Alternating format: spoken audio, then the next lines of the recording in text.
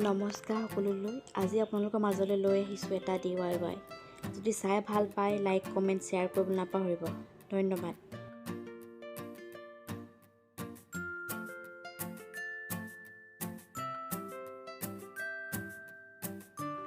গতানুগতিক জীৱনে কেতিয়াবা বৰকৈ আমুৱায়। সেয়েহে মনটো ভাল লগাবলৈ এনেধৰণৰ কামবোৰ কৰি থাকোঁ। মনটোও ভালে থাকে আৰু মনলৈ দুশ্চিন্তাবোৰ নাহে।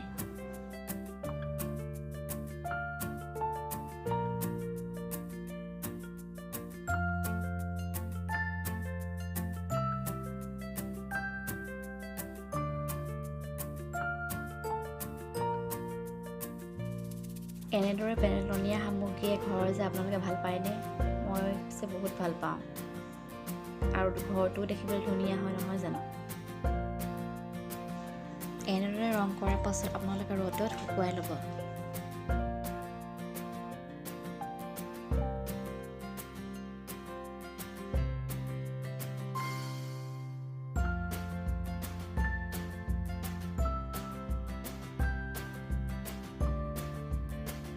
ৰ'দত ধুনীয়াকৈ শুকোৱাৰ পাছত মই চেলোটেপটো এৰুৱাই দিলোঁ।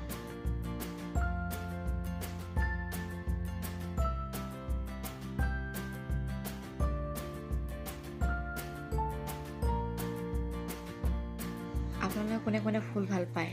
মই বেছি ফুল বহুত ভাল পাওঁ। যেতিয়া ফুলবোৰ ফুলি উঠি জাকজমক হৈ থাকে চাই মনটো ভাল লাগে।